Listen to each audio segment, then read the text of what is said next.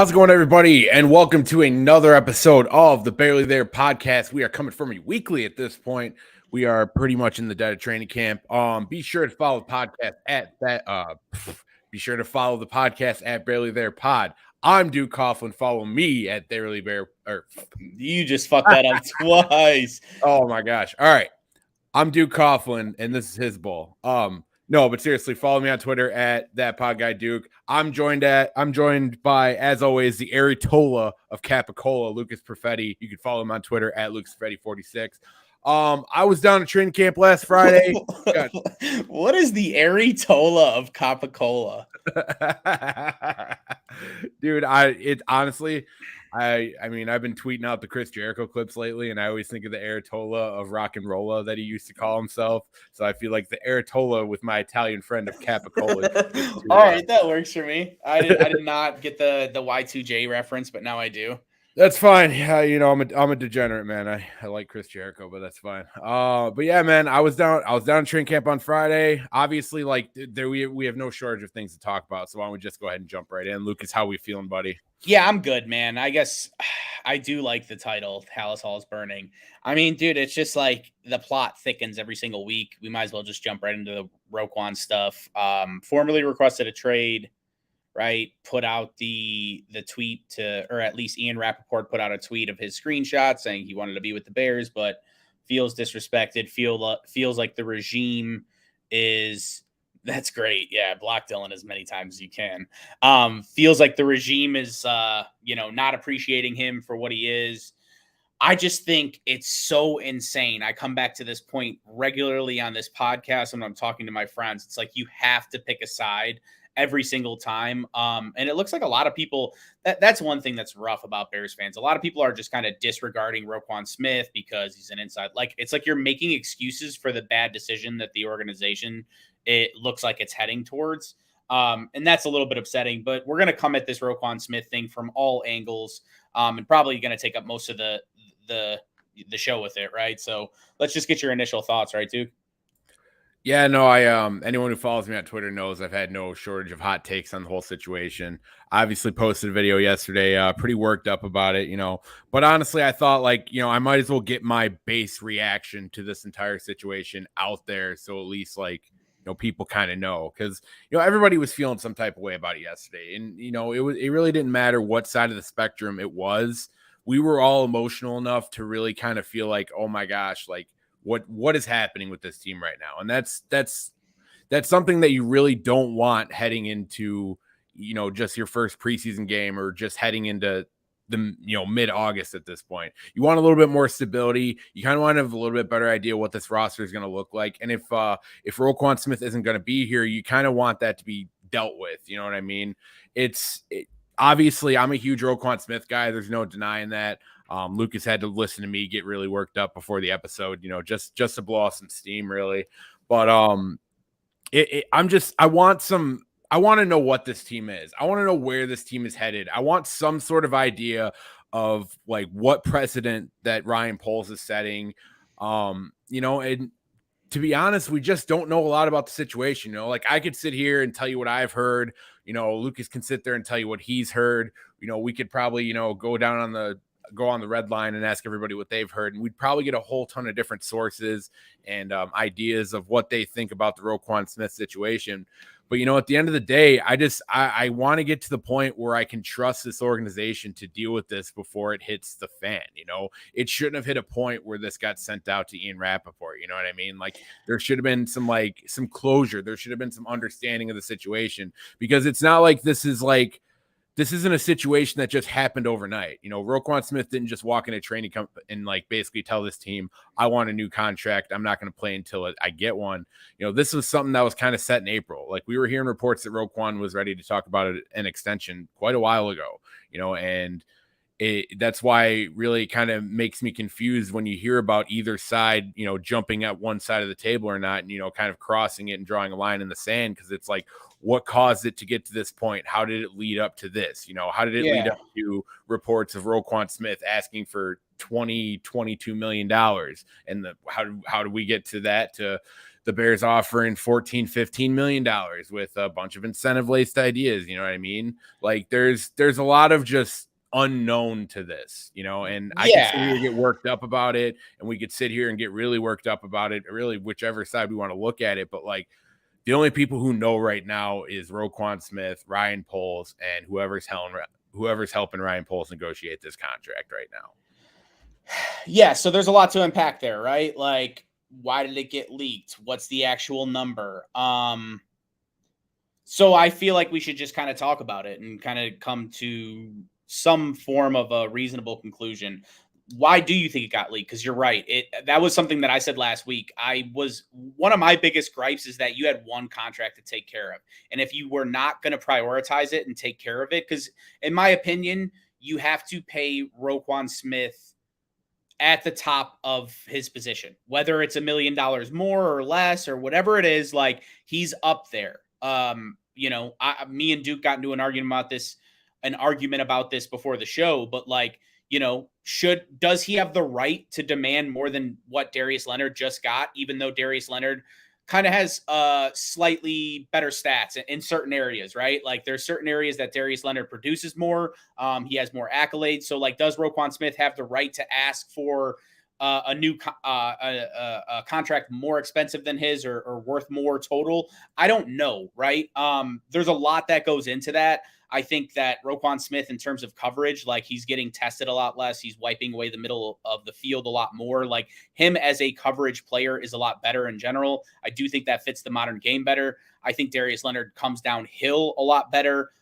He's forcing more fumbles, of course. Like those are big stats there. So I think it's fair for Roquan Smith to ask for more, but I don't think it's unfair. But I would think it's unfair for him to accept nothing less than him being the highest paid player, right? Like I don't think he has that right. And Duke, I know you believe he does, and like even what you said about it coming in April and like this has been happening for a while. That's what I said. Like it needs to be shit or get off the pot. If you knew, that's kind of why I went on that little fucking money rant. Like if you knew that you weren't going to come close to that 19.7, because Darius Leonard signed pretty early. Like if you knew you weren't going to at least come to like 18 or 19, or Roquan Smith wasn't going to accept anything less than something that you weren't going to be willing to offer him, you should have already offloaded him. Like that trade should have happened before the draft. You should have gotten back something in return for that. Like you shouldn't have to wait, because then to me it says, are you trying to throw away this year? Right? Like I know you made some good picks. There's a lot more that goes into being a GM than drafting well. Drafting well is definitely a huge component of it, and it needs to happen for you to be a good GM. But there is so much more that needs to happen, like keeping people together, not rocking the boat. What's up, Lucky Spag? But yeah, that's just kind of like where I'm at with it, right? Then I ask why it got leaked and why is there media wars right now? Like, why is there Ian Rappaport and Adam Schefter reporting two opposite things? Adam Schefter, Mr. Editor, known to suck on Dan Schneider's farts through a PVC pipe. That Adam Schefter reported that there wouldn't be much of a market for him, but then Ian Rappaport says straight up, that Roquan Smith is going to garner more than his position usually would, like something that seems a lot more robust than a normal inside linebacker. Definitely a first, but more than a first. That's what Ian Rappaport said. So it's like you have the two major sources, one for ESPN, one for NFL Network, giving completely conflicting reports. And to me, that just means, that they're being pulled in certain directions. The only thing is that Adam Schefter has a lot more to gain from the Chicago Bears and helping them out than Roquan Smith can do for Ian Rappaport. You know what I mean? Like, it's not like Ian Rappaport's going to make any money for that. So that's kind of why I see it. Like, I don't know where I stand overall. I feel like he came in and maybe the number is 22. I don't like this number came from one of our buddies even, but maybe Roquan Smith came in and said, I want $22 million. In my opinion, they had to offer him something disrespectful for him to demand that trade, because he's been extremely, aligned with the organization. He's been at all the practices. He's been working with all the players. He was at fucking family day. Like he said in his note, I want to be here. I wanted to be a Bear for my entire career. I didn't see it coming to this. You know what I mean? Like he said all that in his note. And then Ian Rappaport went on to confirm that it would hurt the linebacker market in general. And I believe that he asked for more than Darius Leonard. So it's like there's not much concrete facts, but it's just like I'm trying to make way of this situation because I don't even know. Do you think it's going to get handled? Like, do you think he's going to hold out a few games before he gets traded? Do you think he gets traded? Do you think they come to a deal? Like, I have no idea. You know, and it's really hard to read these situations because, like, as somebody who paid a lot of attention when the Le'Veon Bell situation was playing out in Pittsburgh, just because it was kind of unprecedented at the time of a guy actually missing games by holding out. It's hard to tell, but it That's feels right like too. Sorry to cut you off, but the de-escalators. That's that's Ian the point I Rappaport. was That's the actually just about to shitty make. thing. Yeah, good call. All Yeah. right, dude, go ahead. Go ahead. Yeah, no, Lap actually brought that up at a really good time because that's where I was going to go with this. Is that could be it, man. That could be the biggest thing that's kind of holding this thing back because, in all honesty, that is something that's not involved in like really any. It's not involved in any contracts of players making over $15+ million a year. There are no 90 de-escalators in those 94 contracts. contracts of 50, 94 contracts of 15 plus with zero de-escalators. So, Zero. and Poles did try to pull some bullshit with Jaquan Brisker's contract. He was like right there at the cutoff where the guy before him got this certain clause that he didn't want Brisker to get, and that's his own draft pick. You know, so, and that's something I brought up a couple weeks ago, and I got absolutely shafted for it. Like people were just going at my throat over, me bringing up the fact that Jaquan Brisker was almost late to camp.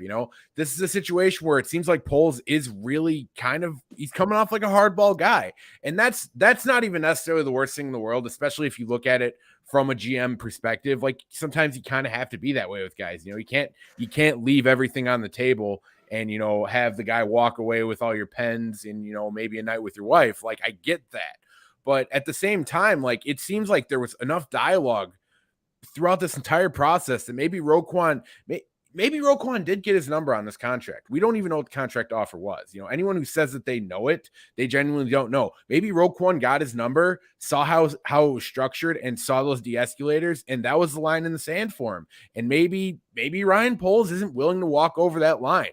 And maybe that's where this is currently at, because it's hard for me to believe. And, I'm not going to sit here and just completely delegitimize the $22 million, idea that Roquan walked in there and wanted $22 million. But I have a hard time believing that Roquan came up with that number a couple days ago. You know what I mean? I feel like Roquan had probably been bringing that number up, if he was bringing that number up, months ago. Like that's what I'm saying. There were active negotiations started. Something happened in that time that put Roquan Smith over the edge, and it makes me think that he was probably on board with what the Bears had offered him money wise until he had seen it structured and until he saw the de-escalators. Man, and that is a good point, Agent Mole. Roquan not having an agent isn't necessarily ideal. We've seen this play out for a lot of different players, a lot of high-profile players over the years. And in all honesty, the players usually don't get the better end of the deal for There's it. only a couple that have, yeah. Sometimes you just want sometimes you just kind of want a guy to be able to go in there and take these types of shots at your GM where you're not actually doing it yourself, because it's a lot less interpersonal that way. But with Roquan doing it this way, with not having an agent and kind of having to do this on his own, Ryan Poles could be taking this as a personal thing, and that's not great. That's not a great type of negotiating tactic to have really on both sides. Because it's bad optics too. It's bad optics for all involved, in all honesty, because it also says that if Ryan Poles is really playing hardball like this, that he took yesterday as like an emotional attack almost at him. And it's like, no, dude, if you're gonna play hardball with businessman, you got to be able to get played back. That's just kind of how it is. Sometimes you got to leave. They both have to leave a little bit of their ass on the table for everyone else to eat. You know what I mean? Like, I get that. But my biggest thing is the timing of it for sure. And I wonder, like, in terms of optics, I wonder if it's something that he tried to slip in because Roquan didn't have an agent. Roquan not having an agent isn't ideal. So is this de-escalator shit something he tried to slip in because he thought he can get it past him, and Roquan had a lawyer or a team or someone that he's paying independently look at it and be like, hey, this is fucked up? Because that's going to look really, really bad. You combo that with the Larry Ogunjobi shit, the Jaquan Brisker stuff. Like, it already, listen, I have no problem with him being conscious of the amount that they're spending and not willing to go past certain points for certain positions or whatever it may be. But like, there's a big difference between being slimy and just being hard nosed. You know what I mean? Just being kind of strict with how you're going to spend your money as a GM. That's my biggest worry in the future. And like, we're not going to know about that for this year or next year. Like, that will come out over time.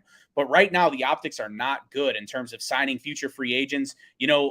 Like how 2023 is supposed to be this huge year because they have all this money and they're going to pay all these people. Like, agents might not want to deal with him if this is the kind of shit that's going on. And I'm not saying that's the case. It could be a clear misunderstanding, something that like Roquan maybe just didn't understand until he had a legal team look at it at the end when he finally got the number he wanted.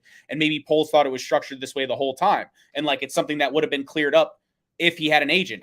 We don't know that information, but I just think the optics of it from the Bears organization side are not great. And like, anyone that's just gung ho defending Ryan Poles and like shitting on Roquan Smith, what have the Bears done right in your lifetime? Honestly, what have the Bears done right in your lifetime? Like, and I'm cautiously optimistic with this team every single year because I'm fucking obsessed with it. It's a very unhealthy obsession, right? But like, I just feel like that's kind of crazy to just automatically take the organization's side from the jump. I don't know. That's just my perspective. One thing that I will give Ryan Poles credit for, the interview after. That's another heavily discussed topic. That's something that Ryan Pace wouldn't have done. That's something a lot of GMs wouldn't have done. The star player of his team just requested a trade, and he went out there and he pretty much said like, "Hey, I thought I was being respectful. I didn't know." He could be completely bullshitting, but he went out there and he faced the Chicago media directly after that. So I do have to give credit where credit's due. Like, there are things I'm not. This isn't a Ryan Poles bash fest on this podcast, but the way it looks to us is just bullshit. Like, he's drafted well from what we can perceive in his first year. We don't know yet, but like, there are things I like about Ryan Poles. I like that approach, but like, people are not understanding it's a lot easier to rip a fucking team down than it is to build it back. Duke made a great point. Phil Emery did a great job of tearing our entire team down and then leaving us with, shit in our hands. Like, and then we had a 3-year rebuild with Ryan Pace. The team finally got to where it was. Now we're back to square one. Like, it's a repetitive nature. And like, a lot of these Twitter accounts are younger kids and they're not understanding. Like, you understand if you follow Schleg Daddy and see that, just type in the hashtag Bears football. You understand the arc of Schleg Daddy. You understand the arc of the villain in the Bears fan base. That's just negative all the time. I got to cut off the Schleg Daddy suck. I'm just saying. You understand. You understand it, dude. You understand. No. Honestly, shouts out to the Schleg Daddy.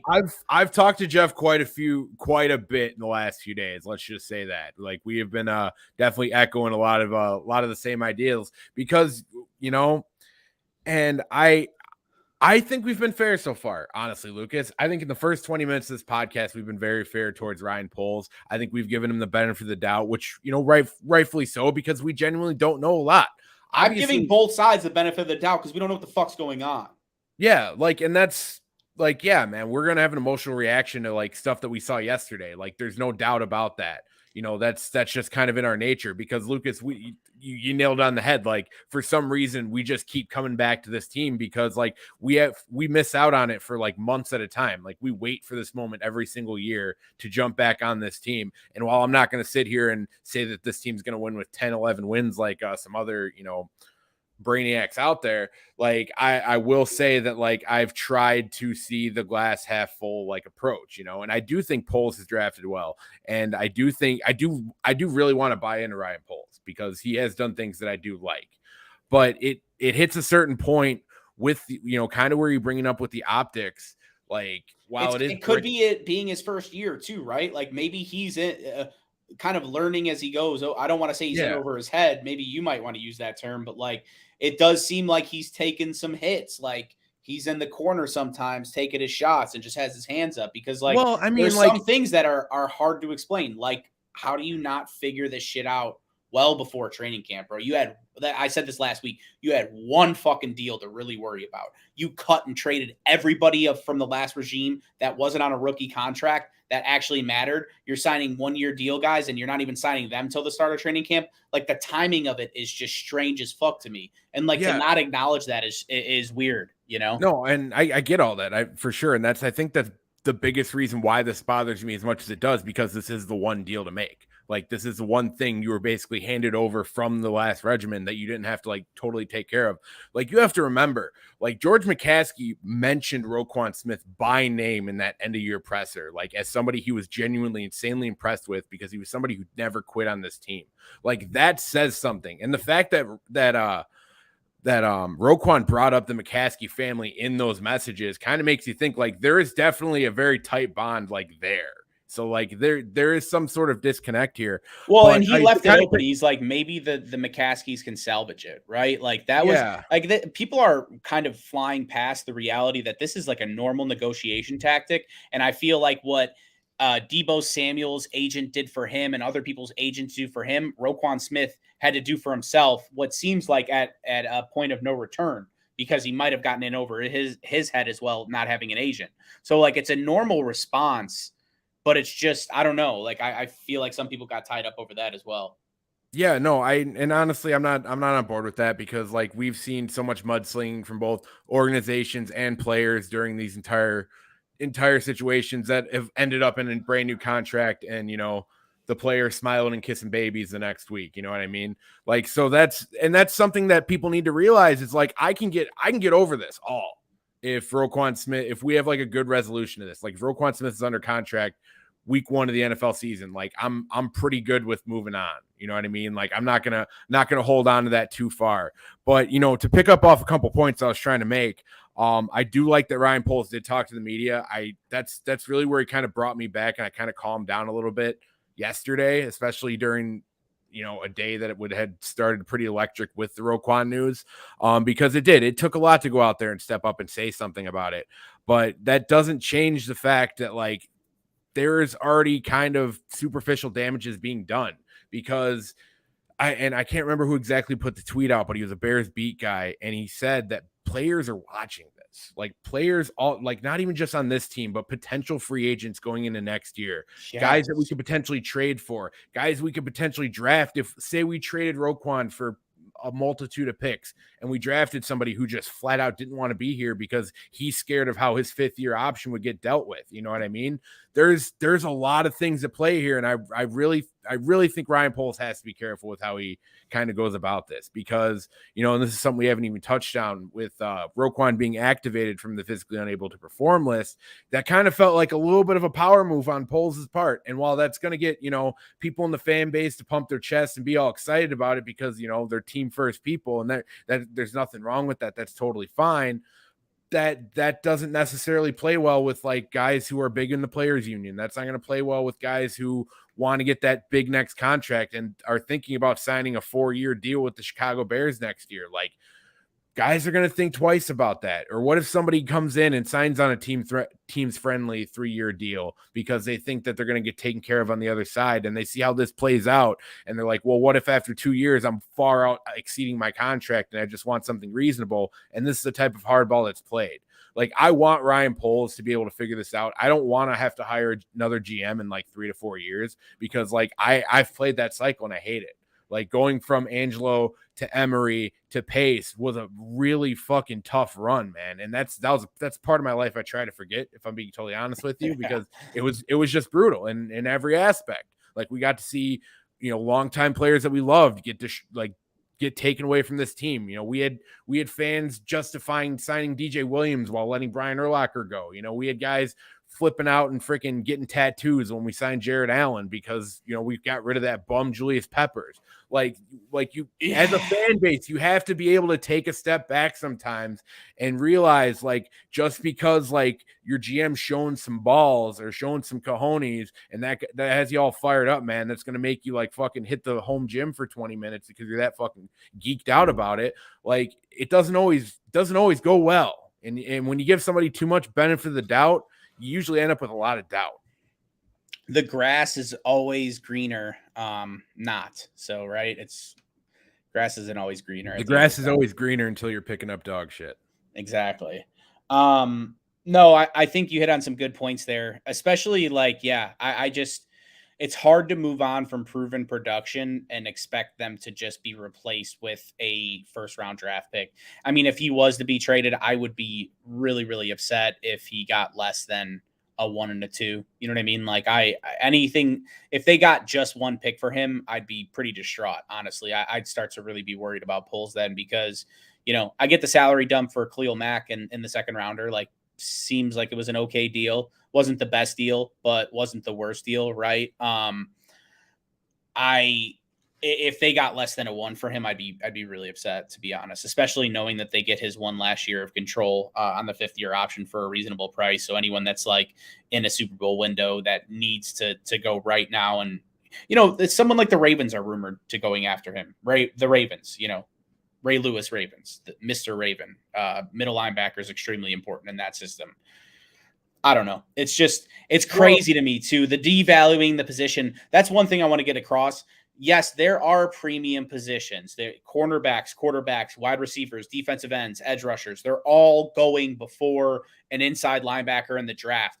But premium players outweigh premium positions. It does not matter what position you play. I just think it's crazy to say, oh man, the Ravens should have never paid Ed Reed because he played safety, right? Like these people should have never paid this guy because he plays defensive tackle. Because at a time, DTs, like other than Ndamukong Suh, there's a couple big DTs that got paid, but Aaron Donald resetting the market at DT, like that wasn't a very common thing. That wasn't normal, but you paid him because he's a freak. And I'm not comparing, the best player in football pretty much right now to Roquan Smith, but premium players outweigh premium positions. It's just that simple. That's just how I feel. Especially, dude, like especially the access to the money. That's why I really need to know what the number is, because like it's not like the Bears can't get rid of Robert Quinn next year and get some of the money for Roquan's contract. Like there's a lot of things at play here. You have 2 cornerbacks, which are extremely expensive positions on a rookie deal. Your quarterback, one of the most expensive position, is on a rookie deal. Like you paying Roquan 3 years fully guaranteed at a high cap number and being able to get out. That's why I find it so hard to believe that if Ryan Poles was like, hey, you know what? I'm going to give you 5 years, $18.5 million a year, 3 years fully guaranteed, just a straight out deal. I find it so hard to believe that Roquan Smith wouldn't take that. I find it's and that's what I'm saying. Like you should have known before in your negotiations. That's why I think this de-escalator shit really plays into it. And I don't know 100%, but again, 94 contracts, $15 million plus, 0 of them have this de-escalator. There's a big difference between stern, and I like the idea of having a stern front office that stays by their decisions. Big difference between stern and slimy. And I don't know what side we're on right now. Well, yeah, and that's just us not knowing, you know what I mean? Like the de-escalators could be the tip of the iceberg. That could be, there could be an entire mountain of shit still right here that maybe Roquan didn't want to completely give his hand away, but he wanted to give everyone a pretty nice piece while doing the trade request. You know what I mean? It still feels like there's a strong possibility this is all going to come together and happen. You know what I mean? Like, at least that's how I feel about it. I'm like, obviously, like you react at the time, but when you sleep on it and you kind of think about it, like the way Roquan was just romanticizing the Chicago Bears in that post and talking about the McCaskey family, like even guys who genuinely feel that way, they don't talk about that when they're in contract negotiations. And it's weird too, because I think Roquan's shooting himself in the foot too by going to OTAs, because Debo established right away, I'm holding out. Like these guys that got paid before training camp started established right away, I'm holding out. So it seems like people are upset that he held in and was a part of the process and just got upset late. You know what I mean? I don't know. I think it's bullshit. I think him holding in was a great thing. And that's just what makes you think that, something had to have come up late in the process. You know what I mean? This wasn't like they were beating their heads against the wall this entire time. Like it felt like Roquan being there sent the message that he genuinely wants to be there. This isn't some bullshit. Like they put him on the physically unable to perform list. He could have just sat at home until they required him to take another physical. You know what I mean? Like, and I don't know, maybe that was a discussion that was had, but if you're agreeing to situations like that anyway, you still have to think that there's good faith negotiating happening, or at least you think there's good faith negotiating happening. So like the escalator thing is really the big striking point right now. Because if I do like the point that you made up about Poles potentially trying to kind of squeeze that in there. Like that could really be it. That could be the biggest thing. And to kind of fall back just a hair, if I can go back for 1 second and talk about the premium position situation. Look at another guy who was drafted in the same draft as Roquan, who's actually not probably, he's definitely going to reset the market at his position, and that's Quentin Nelson. Okay, just because he's a guard, he doesn't cover the play blind tackle. side. You shouldn't pay him, Yeah, man.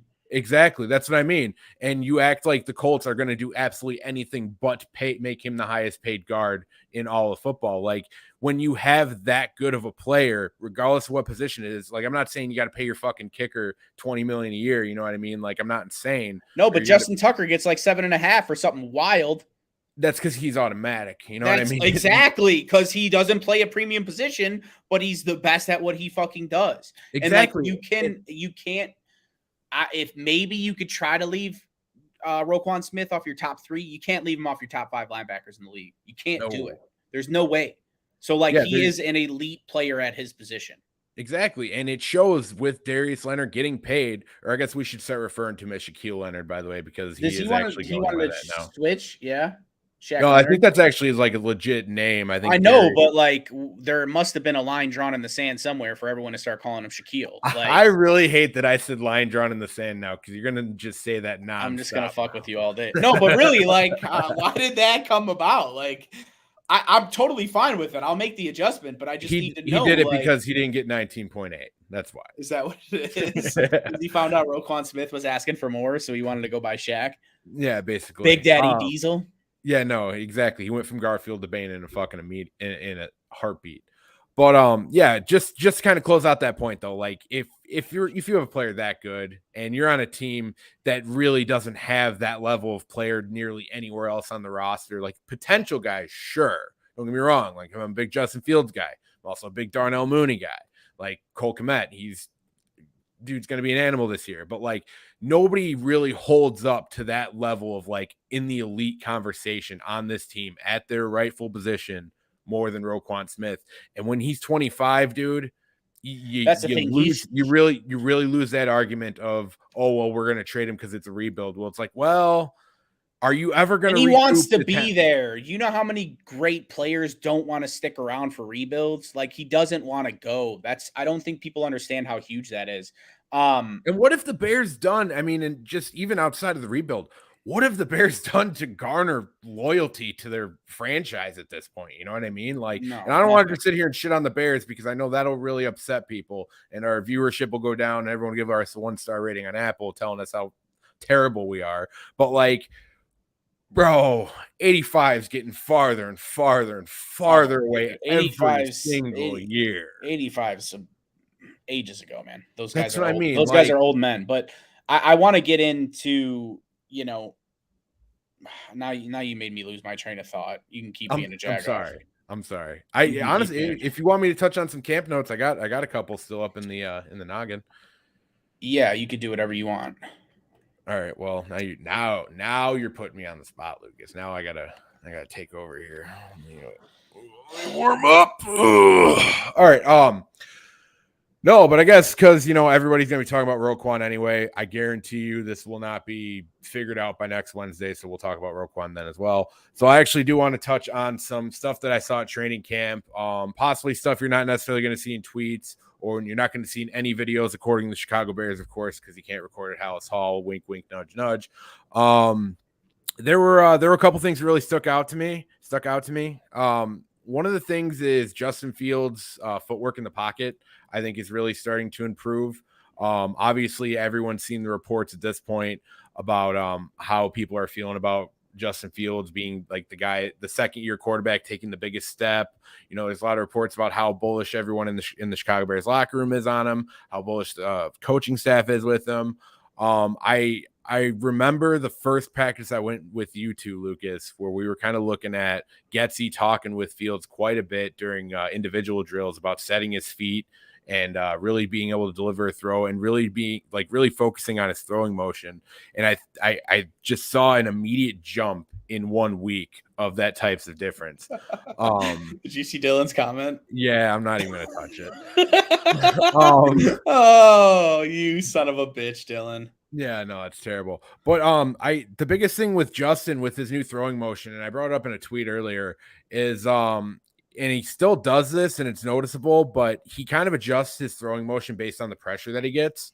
He's doing a better job staying in the pocket, but he will avoid obviously moving targets by kind of sidearming it or kind of trying to like low point a ball, say on an out route or something to that effect. But dude, there was like 4 deep balls that were just masterful by Justin on Friday. One of them to our boy Velus Jones. Velus, not necessarily a route running demon or anything like that, but He'll get there. that like 3-yard gap he can get towards the end of a route can be really dangerous, especially if we do hit a point where we kind of run and gun a little bit.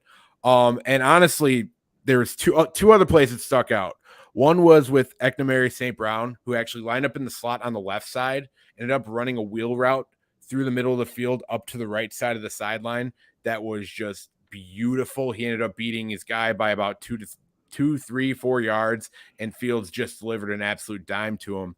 And the play of the day by far had to have been when they were doing it was like about 2-minute drill. Maybe like you're down on the 1-yard line. Obviously, you're trying to move quick, set up plays down there.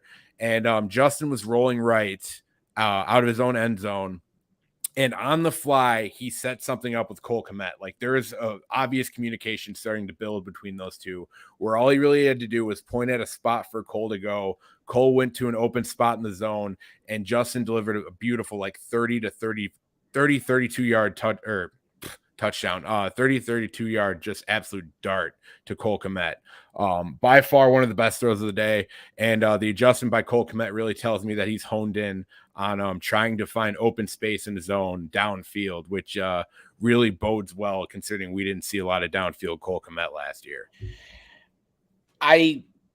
Do you hear that sound? It's like a clicking sound. You hear that or no? You don't hear that? There's like a clicking sound. It's all the Cole Kmet's tweets being deleted currently. I thought you were gonna say it's the sound of Cole, the clicking in Cole Kmet's head because he's finally getting it. No, it's because Cole Kmet's gonna have a huge season, and that's one kid that caught way too much slack. I don't know. I'm just excited to see how he emerges.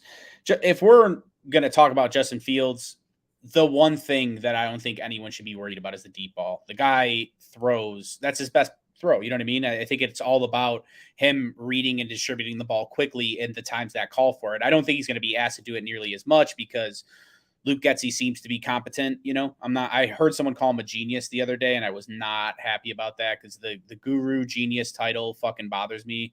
Flashbacks from Matt Nagy. But realistically, like the deep ball is never something to worry about with him. And you could tell like by the way that they're playing longer developing routes, moving the pocket, like they are going to expose the field deep.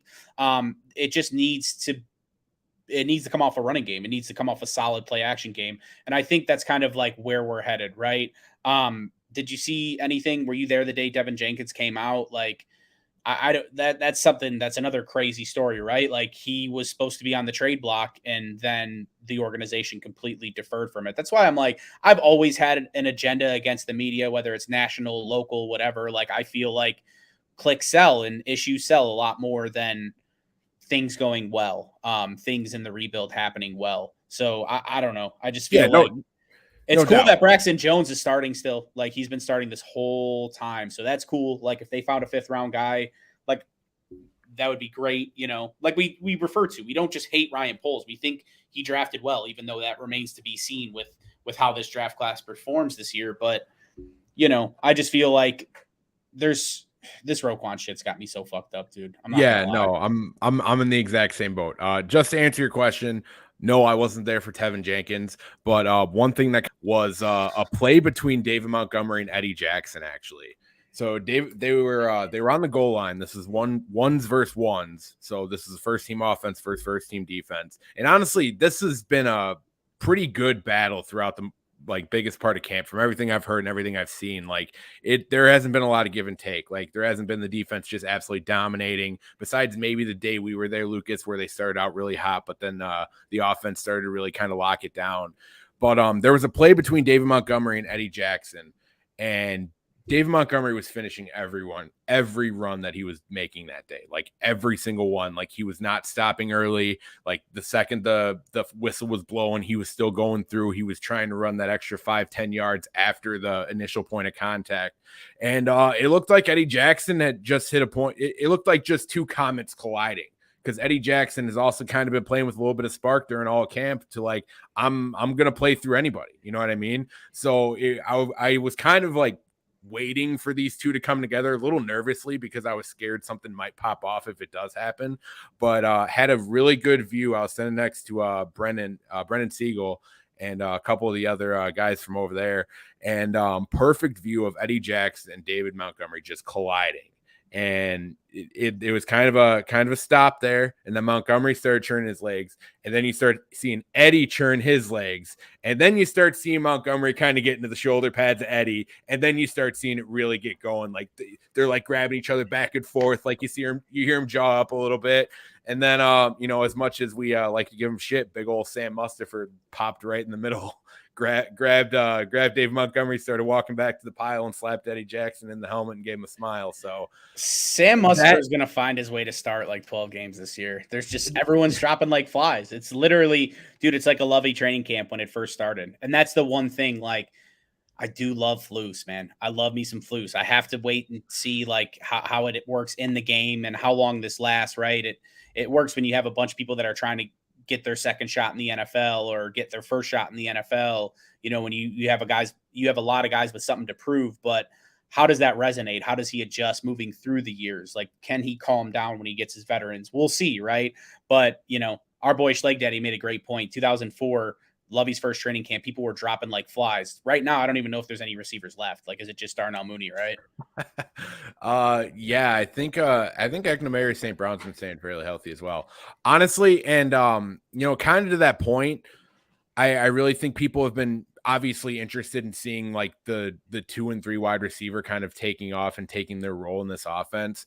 But everything I've seen so far, man, this really looks like Darnell Mooney is going to be like the funnel of this offense as far as wide receivers go. Like as far as the best all around wide receiver when it comes to route running and athleticism, it's going to be the Darnell Mooney show, and it's going to be a heavy dose of Cole Kmet as well, running through the seam and running to the sidelines and kind of working in the middle of the field.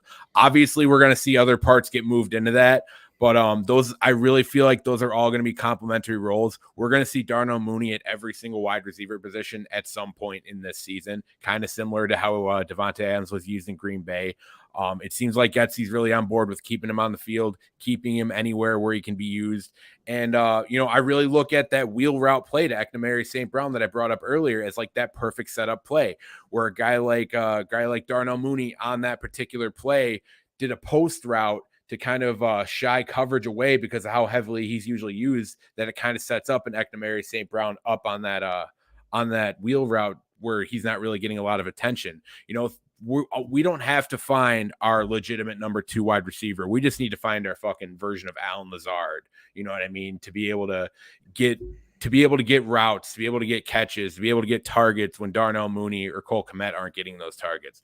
So I really think, obviously, it sucks having all these wide receiver injuries, but as long as these guys can play a part in what they're doing, I think we're going to see a lot of Darnell Mooney this season. And honestly, if, and something we alluded to earlier, like if this is a team that we're not expecting, or maybe the front office isn't expecting to win right away, they might want to see how much they can really get out of Darnell Mooney just kind of trying to do it by himself, kind of similar to like what we had talked about in the offseason with Justin Fields. Like, don't load him up on weapons now because we want to see if this guy's legit. Because if this guy shows that he's legit, then we'll give him a ton of weapons and just take off. You know what I mean? Yeah, and catered weapons as well, right? Like weapons that fit his skill set specifically.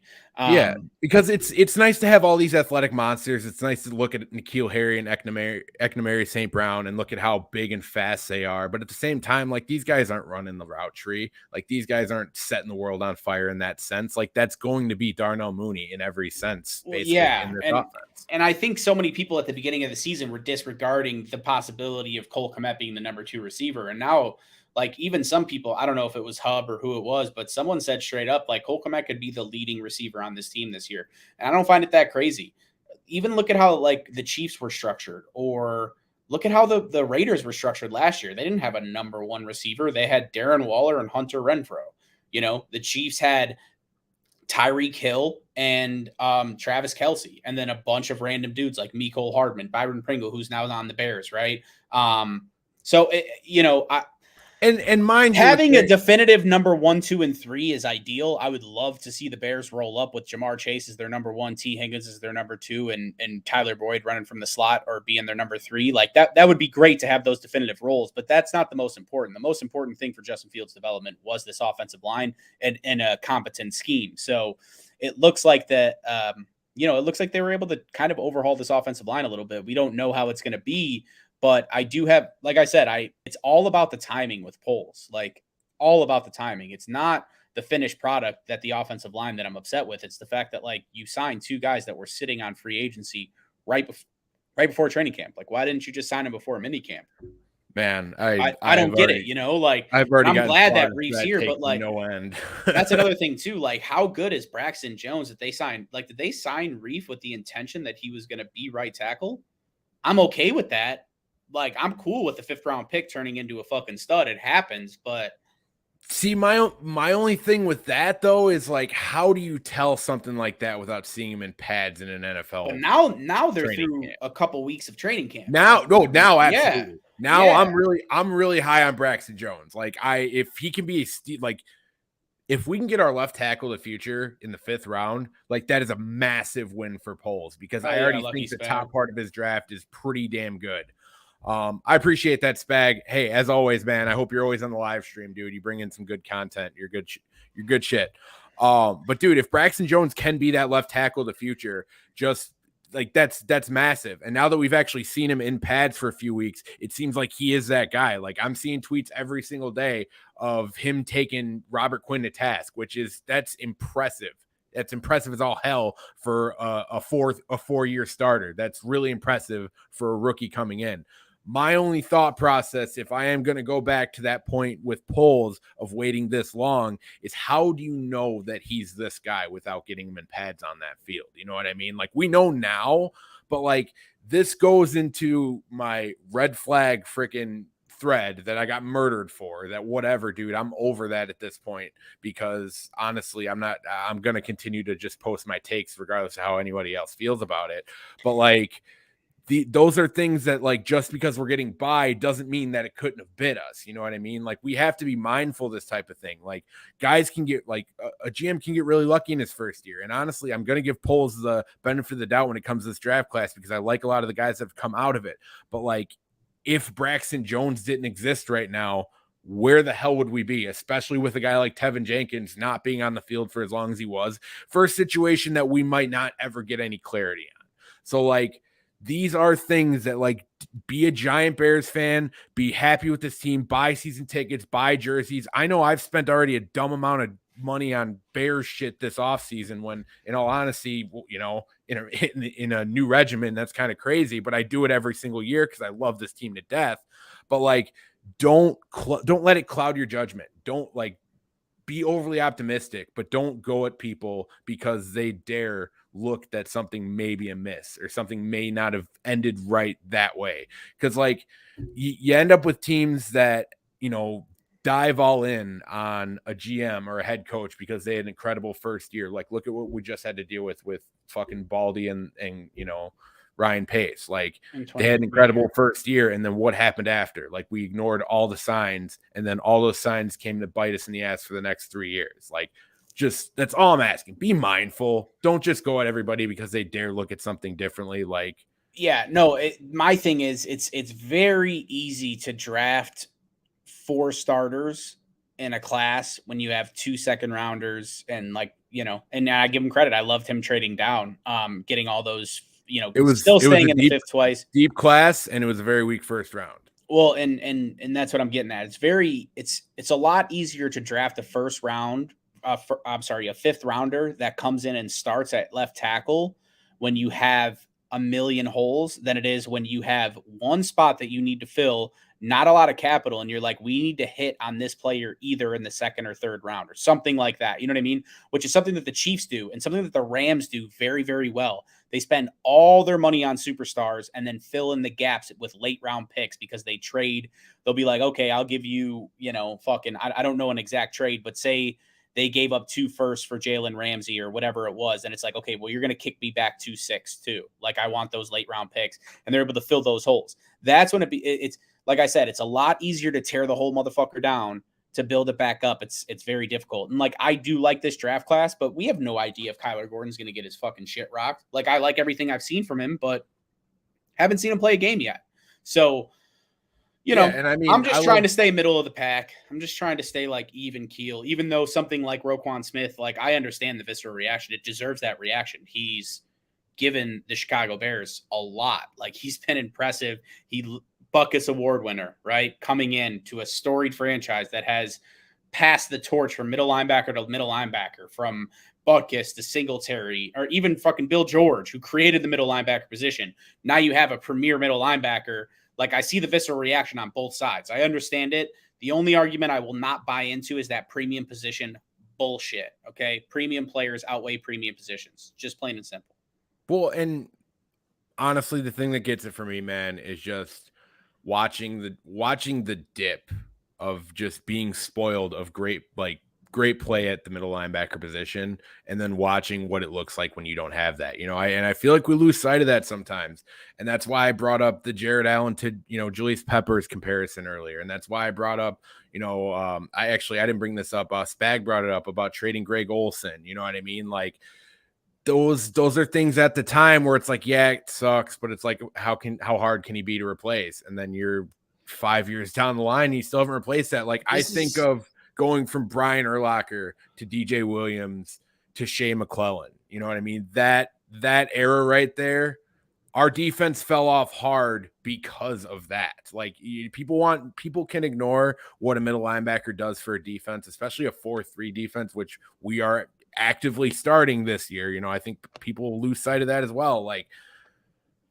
the 4-3 defense requires so much good linebacker play because it allows you to have 4 men up front at all times to be able to rush the passer and be able to have guys back in coverage because the inside is going to be open, and you're not going to get beat deep as well because your safeties aren't going to have to play up in the box to be able to play back. And I don't want people to lose sight that, like, it can fall off hard fast, because in all honesty, we lost Brian Urlacher. That was probably the biggest guy we lost in that offseason. And we went from having a respectable defense that hovered around the top 10, if not above top 10, to the worst defense we'd had in franchise history. I will say that defense before Urlacher wasn't at it. I mean, he wasn't in his prime. It was already on its way out, and they needed to completely rebuild it. But yes, I think in this situation specifically, you're talking about a guy that's 25, not 28, not 32, like 25 years old. Realistically, he's not entering his prime until the third year of this deal if he were to get extended. So, or the second year, whatever it may be. So, like, I think I think the biggest thing that gets me is, like, there's no need to trade him, right? Like, if there was a need, I would be totally understanding. Like, hey, listen, you don't have the money. You're going to have to tear this fucking thing down. Like, a middle linebacker is not like, no, like, it's torn down. Now you need to start rebuilding. Why not use him as a centerpiece to build around? Like, you already got rid of Mack, who was a previous centerpiece, and that huge chunk on the books. Like, why can't you replace that? If you were to pay Roquan Smith $18 million and you only wanted to pay 40% to your defense and 60% to your offense, and you have 2 guys that you've just drafted on rookie contracts, like, you're talking about giving him $18 million. That's not even 18% of the, or 20% of the cap, 18% of the cap. Like you're not like it, that's okay to pay one guy like that. Especially when you're, there's no other contracts coming up in the near future. There's no other need for it other than outside free agents, but it doesn't seem like Ryan Poles really wants to build that way. Like, I don't think people are going to get the offseason that they expect. Maybe 1 or 2 nice signings, but you think of it, the premier signing this year, I know they were a little bit pressed up against the cap, but the premier signing this year would have been Larry Ogunjobi at what, $12 or $13 million a year. So, yeah, and it ended up being Lucas Patrick. Yeah, I mean, that's another thing, like the Ryan Bates shit or whatever. The dude that's a backup that we tendered him. Like, and we were depending on that. That's something we haven't even touched on. I forget about the Ryan Bates situation. That's how far in the rearview mirror it is. But like, you're right. We were banking but on that. Hey, listen, Poles is an O-line guy. You got to give him the benefit of the doubt with an O-line. Maybe he can make something work. Maybe it'll be good. I just don't want Justin Fields to get fucking killed. That's it. Yeah. That's my only hope.